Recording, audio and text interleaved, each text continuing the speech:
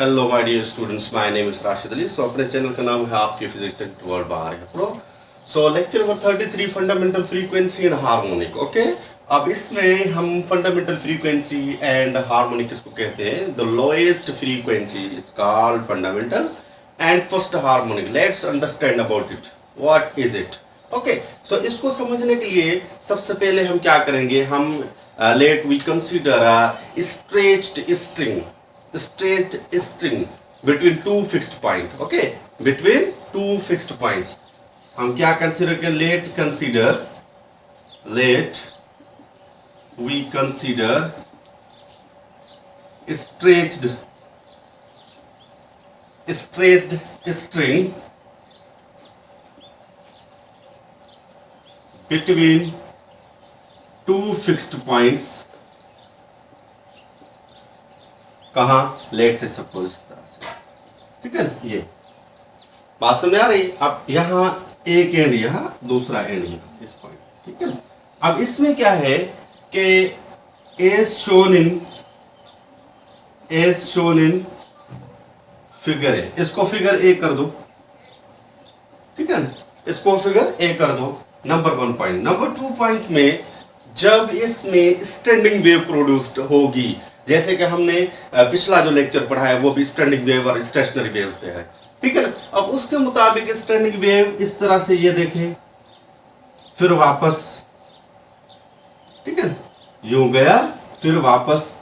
तो उसमें क्या था, crest behaves as a trough and trough behaves as a crest. तो वो पिछला लेक्चर देख लेना, ठीक है।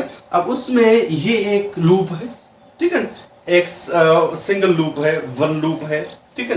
इसमें क्लोज्ड एंड्स के अंदर, ठीक है, क्लोज्ड एंड्स के अंदर ये सिंगल लूप है। अब इसमें जब वेन स्टैंडिंग वेव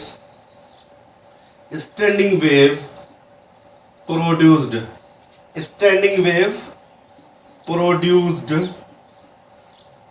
जब स्टैंडिंग वेव इसकी प्रोड्यूस्ड होगी तो उस टाइम क्या होगा कि इसकी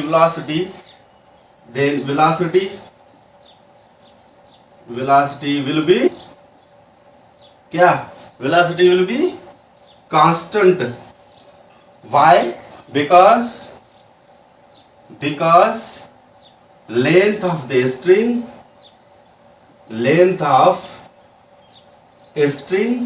L, length of string, tension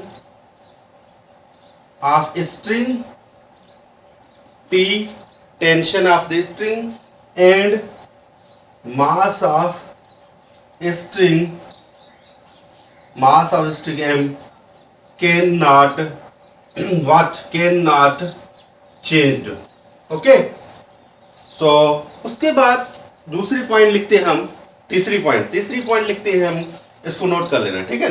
when the standing wave produced, velocity will be constant or the same because the length of the string this and mass of the string, what about we can say the made of length is also made of that material, mass of the string is same, and the tension produced in the string is also the same. That's why the velocity in the standing wave is also same.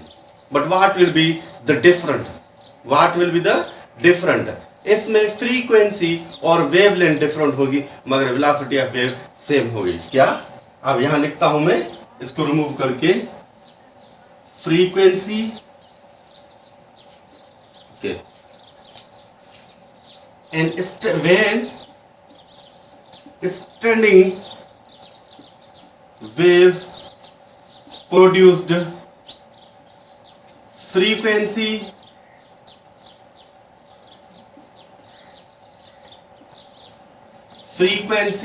frequency and wavelength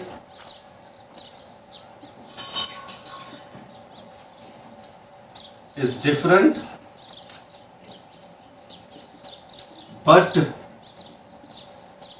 velocity of wave will be what?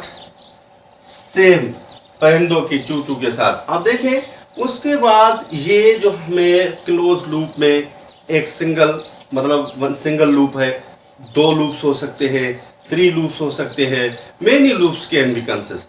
अब इसके लिए हम क्या लिखते हैं कि single loop के लिए ये एक पॉइंट और दूसरी ये पॉइंट, ठीक है ना। अब ये है एंटी नोड, ठीक है। जब हम क्या करते हैं कि एंटी नोड से पलग करेंगे, ठीक है, एंटी नोड से इसको यूं पलग करेंगे, यूं। जब एंटी नोड से पलग करेंगे, keep in your mind what I am saying to you, ठीक है ना। मैं कह रहा हूं कि एंटी नोड से जब आप इसको पलग करेंगे, ठीक है, तब हमें ये स्टैंडिंग वेव प्रोड्यूस्ड होगी, ठीक। जब हमें स्टैंडिंग वेव प्रोड्यूस्ड हो तो इसमें हमें कौन सी चीजें हैं जो हमें जहन में रखनी है और नोट करनी है। अब इसमें ये है कि इसमें ये नोड और ये नोड, ठीक है ना। अब इसमें सबसे पहले, ठीक है, इसमें हम स्टडी करते हैं vibration in one loop, vibration in one loop. अब इसमें स्टडी करते हैं वाइब्रेशन इन वन लूप। अब एक लूप में हम वाइब्रेशन स्टडी करते हैं, वाइब्रेशन इन वन लूप।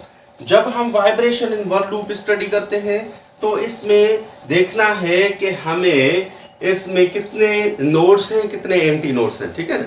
अब इसमें दो जो हैं वो नोड्स हैं, ये देखें, एक ये दो, और एक एंटी नोड है जहां से हम इसको पलग कर रहे हैं, ठीक है ना। अब उसके बाद हम क्या देखते हैं, हम इसमें ये चीज देखते हैं कि स्पीड ऑफ द वेव, क्या speed of the wave. So speed of the wave क्या है, स्पीड ऑफ द वेव लिखे हम स्पीड ऑफ वेव, ठीक। अब उसके लिए क्या है कि लेंथ किसके बराबर है, ये एल जो बराबर है लेमडा ओवर 2, लेमडा ओवर 2, तो इसको हम लेमडा 1 करेंगे तो लेमडा 1 इक्वल्स टू ये हो जाएगा 2l, और ये, ठीक है, lambda 1 equals to 2l, okay. So speed of wave किसके बराबर है, स्पीड ऑफ वेव बराबर है v इज इक्वल टू ये f lambda, v is equal to f lambda, तो इसको हम लेमडा 1 कहें, f1 कहें, ठीक है। अब इसमें क्या फाइंड करनी है फ्रीक्वेंसी इन वन वाइब्रेशन, ठीक है ना, frequency of vibration in one loop, frequency of vibration in one loop, okay. इसको मैं रिमूव करता हूं, frequency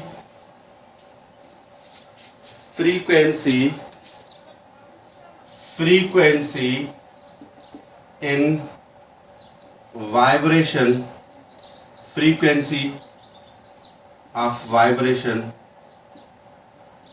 in one loop, okay. तो ये कहां से, वो ये जो फार्मूला है यहां से, ठीक है। अब यहां से लिखेंगे कि फार्मूला में से कि f1 इज इक्वल टू ये मल्टीप्लाई करें लेमडा 1, तो इधर आएगा v के साथ क्या करेगा, डिवाइड करेगा, ठीक है। अब हमें पता है कि लेमडा 1 किसके बराबर है, ठीक है। लेमडा 1 जो बराबर है, इसको मैं रिमूव कर देता हूं, ठीक है। लेमडा 1 जो बराबर है तो वो लिखते हैं हम लेमडा 1 इज इक्वल टू वो 2l, इसको हम कहते हैं कि ये जो हमें मिला है, ठीक है, this is the lowest frequency, this is the lowest frequency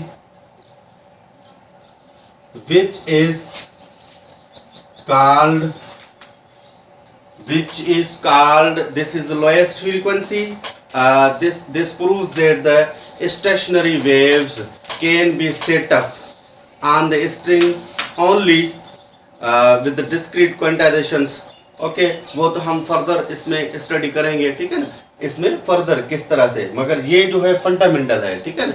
इसको हम सिंपली कहते हैं कि ये द लोएस्ट फ्रीक्वेंसी, ठीक है, lowest frequency which is called fundamental और फर्स्ट हार्मोनिक, फंडामेंटल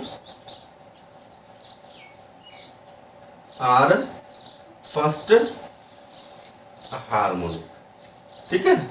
मैंने डेफिनेशन पहले बता दी थी कि the lowest frequency which is called fundamental and first harmonic, वो क्या है, वो ये है, ठीक है। Hence proved. सो इंट्रोडक्शन में फर्स्ट हमने लूप के बारे में स्टडी किया, ठीक है। और भी बहुत से लूप्स होंगे, ठीक है, और जब बहुत से लूप्स होंगे तो उसमें नोड्स भी बढ़ेंगे और एंटी नोड्स भी बढ़ेंगे, ठीक है। और इसको हम कहते हैं सिंपली फर्स्ट हार्मोनिक, इसको क्या कहते हैं, फर्स्ट हार्मोनिक, ठीक है ना, फंडामेंटल एंड फर्स्ट हार्मोनिक। तो लेक्चर देखने